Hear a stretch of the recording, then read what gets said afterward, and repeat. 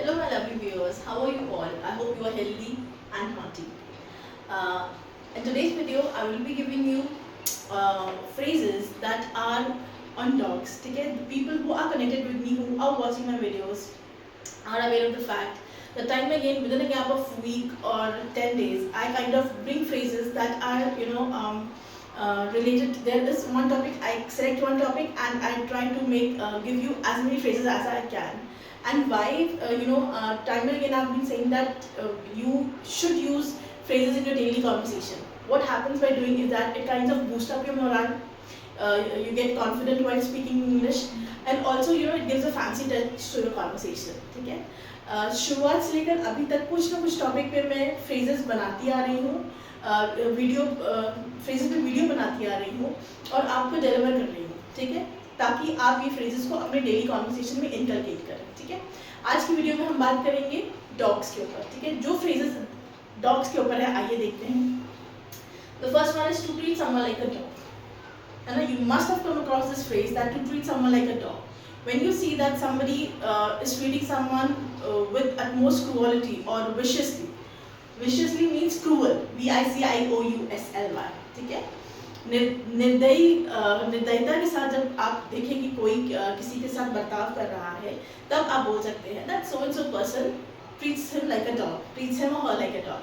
Example अगर मैं दूँ तो आप देखते होंगे कि छोटे बच्चों से चाइल्ड लेबर बैन हो चुका है, but still people, I don't know, they don't have any fear of law, whatever the issue is, छोटे बच्चों से काम करवाते हैं and they literally treat them like a dog because child labor ban है. छोटे बच्चों से इतना ज़्यादा काम करवाते हैं, है ना. घरों में आप देखेंगे, घरों में बच्चे काम करते हैं, रेस्टोरेंट में बच्चे they clean the table and they do things that they should not do. ठीक है, उनसे काम करवाया जा रहा है और वो करते हैं. तो to treat someone like a dog. Okay, then is a dog's dinner. A dog's dinner is a phrase, it will be used when somebody is trying to say that there is a horrible mess.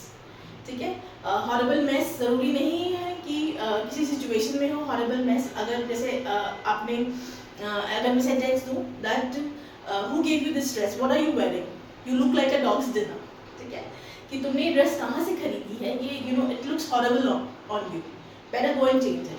ठीक है, तो you look like a dog's dinner means you look horrible. Okay, ज़रूरी नहीं dress, अगर handwriting भी है, किसी की हैंडराइटिंग अच्छी नहीं है, आप बोल सकते हैं his handwriting looks like a dog's dinner. ठीक है, हॉरिबल है.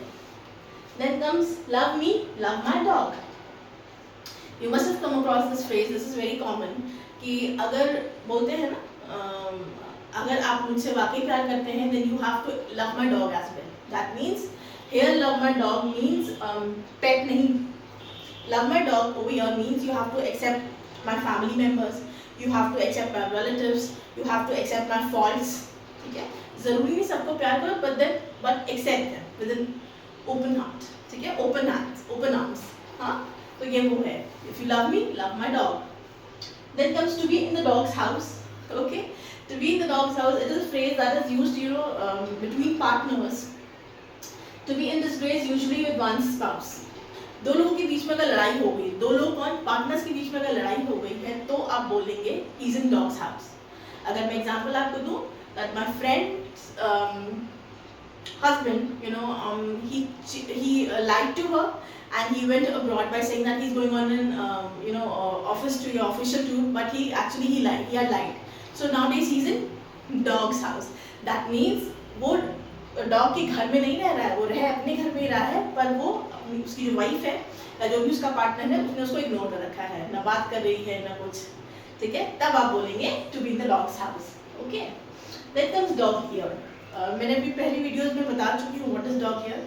Whenever you reading a book और whenever you reading any notebook, है ना, कुछ आप कर रहे हैं एंड बीच में किसी वजह से आपको वो काम छोड़ना पड़ता है, तो ध्यान रहे either you will put a book mark in the book. Okay, एक काम आप ये करेंगे, दूसरा आप क्या करते हैं, you kind of turn the upper part corner of the page so that you get to know the next time whenever you read the book you get to know कि okay यहाँ तक I have read the book, I have to read book, इसके बाद से after this I have to read the book. तो that is dog ear. वो page dog के कान की तरह फोल्ड हो जाता है, इसलिए उसको डॉग ईयर कहते हैं. ठीक है, then comes to be lap dog. To be lapdog means, you will use this phrase when you're trying to say that so and so person is overprotective. किसी भी इंसान को लेके अगर आप बोलना चाह रहे हैं कि वो उसको लेके बहुत ओवर प्रोटेक्टिव है या बहुत ज़्यादा पैम्परिंग करता है, तब आप बोलेंगे लैपटॉप. सेंटेंस अगर मैं आपको दूं कि माय फ्रेंड, ठीक है, my friend Sudha, she treats her child as a lapdog because she's being overprotective, oversensitive, and she doesn't let her child play in the society's park. Society का जो park है उसमें अपने बच्चे को खेलने ही नहीं देती है, ठीक है. तो क्या है, she has made her child a lapdog.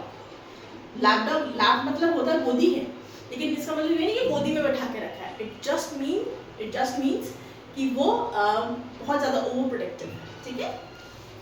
Then is last, to let sleeping dogs lie, to refrain from problem.